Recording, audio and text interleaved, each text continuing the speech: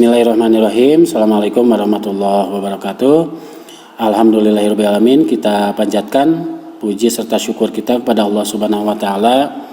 Tak lupa salawat serta salam harus kita sampaikan kepada Nabi Muhammad SAW. Anak sekalian, grade 9 yang Ustaz banggakan, kita lanjutkan materinya ya kali ini. Ini merupakan materi yang terakhir untuk pembelajaran IPS di semester 1 ya. Sebelum dilanjutkan, mari kita buka pembelajaran IPS ini dengan membaca basmalah bersama-sama. Bismillahirrahmanirrahim. Anak sekalian, grade 9 yang Ustaz banggakan, kita lanjutkan materinya mengenai faktor penghambat perubahan sosial budaya. Nah, faktor penghambat itu apa sih? Nah, faktor penghambat adalah faktor yang bisa menghalangi terjadinya perubahan sosial budaya di masyarakat. Apa itu faktor penghambatnya? Yang pertama adalah kehidupan masyarakat terasing. Ya, kehidupan masyarakat terasing menyebabkan masyarakatnya tidak mengetahui perkembangan yang terjadi pada masyarakat lain, sehingga mereka sulit berkembang dan memperkaya budaya. Akibatnya perubahan sosial budaya sulit terjadi. Dia tidak melakukan silaturahmi dengan budaya-budaya lain. Ya, intinya dia menutup diri.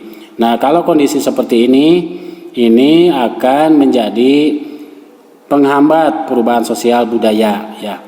Pendapat seperti ini jarang silaturahmi, menutup diri, itu menjadi faktor yang pertama ya, terjadinya perubahan sosial budaya. Next, yang kedua adalah perkembangan ilmu pengetahuan yang lambat atau terlambat.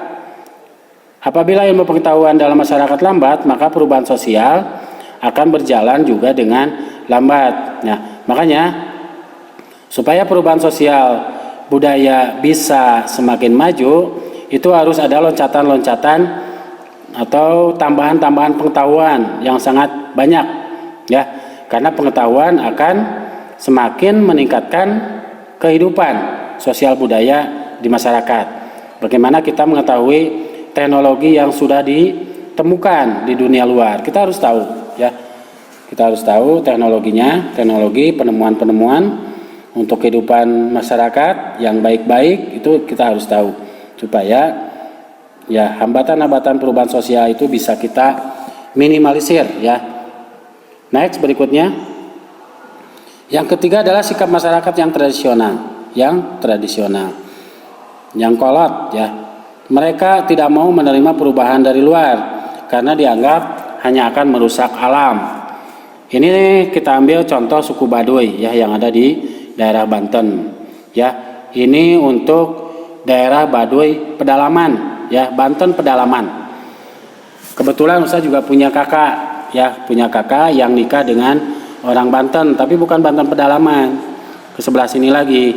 Kalau ini maksudnya adalah Banten pedalaman di daerah Citorek ya. Saya tahu itu di daerah Citorek dan memang itu tertutup ya, itu tertutup dari perubahan dari luar, sangat tradisional. Termasuk juga tempat tinggal kakak Usar itu dulu itu sangat tradisional. Tapi setelah kemarin Ustaz dari sana hari Kamis sampai hari Sabtu, itu perkembangannya alhamdulillah. Yang biasanya tidak terdengar azan ya, tidak terdengar azan, sekarang itu alhamdulillah azan itu terdengar tiap waktu ya, 5 waktu, sholat 5 waktu itu terdengar azan subuh, zuhur, asar, maghrib, isya itu terdengar. Alhamdulillah perkembangannya sudah sangat signifikan karena ketika ustadz Jumatan di sana juga ustadz-ustadznya alhamdulillah banyak ya yang bisa menggerakkan kehidupan beragama di daerah tersebut ya, yang sebelumnya tidak seperti itu. Dulu itu sangat meyakini dengan dunia buhun ya, jadi bersumber dari kitab buhun namanya. Sekarang alhamdulillah kehidupan keagamaannya, keislamannya itu sudah jauh sangat baik ya. Itu patut disyukuri. Ustaz juga sangat bergembira sekali ya. Next, kita lanjutkan ke poin berikutnya, poin keempat. Ya, faktor penghambat perubahan sosial budaya yang keempat adanya prasangka terhadap hal baru. Menimbulkan sikap acuh, tidak peduli, bahkan antipati terhadap suatu yang baru. Nah, anggapan ini harus dihilangkan. Ini menyangka perubahan baru itu akan membuat rusak lingkungan yang ada sekarang. Ini merupakan prasangka yang tidak baik. Betul, budaya yang tidak baik jangan kita terima.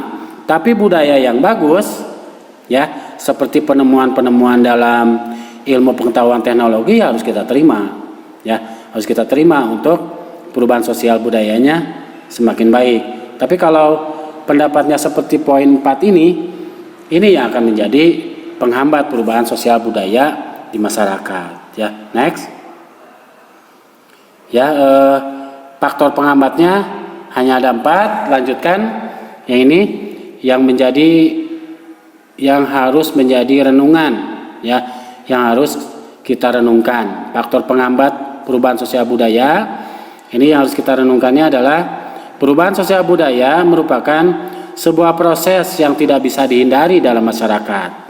Ya, semakin terbuka suatu masyarakat, semakin cepat perubahan sosial budaya, dan semakin tertutup suatu masyarakat, semakin lama perubahan sosial budaya akan terjadi. Ya, terima budaya dari luarnya yang baik, ya, yang baik-baik. Kalau yang kurang baik ya harus kita seleksi. Ya, jangan asal terima. Tadi Ustaz sudah jelaskan ya, di pertemuan sebelumnya, apa aja pertemuan sebelumnya atau materi kali ini. Ya, kita rangkumkan bahwa budaya yang harus kita terima adalah budaya yang baik, yang bisa mendukung dengan lingkungan sekitar kita. Apalagi kita sebagai muslim, ya, jangan sampai budaya tersebut mempengaruhi keislaman kita yang sudah sangat baik. Saya yakin pengetahuan keislaman kalian sudah bagus-bagus, ya, sudah bagus-bagus. Jangan sampai terkontaminasi, teracuni oleh budaya-budaya yang kurang baik, ya. Baik, anak sekalian, mungkin seperti itu penyampaian materi dari Ustadz, ya. Materi faktor penghambat perubahan sosial budaya di masyarakat. Kalau ada bagian yang kurang jelas boleh ditulis dan disampaikan, ya, di grup kelas kalian masing-masing. Nanti wali kelas kalian yang akan menyampaikan ke Ustadz. Ya, mungkin Ustadz ucapkan sekian. Mohon maaf dari segala kekurangan. Ya, kita tutup dengan membaca Alhamdulillahirabbil alamin. Istighfar 3 kali, astagfirullahaladzim, astagfirullahaladzim, astagfirullahaladzim, dan doa kifaratul majelis. Subhanakallahumma wa bihamdika asyhadu an la ilaha illa anta astaghfiruka wa atubu ilaik. Billahi taufiq wal hidayah. Assalamualaikum warahmatullahi wabarakatuh.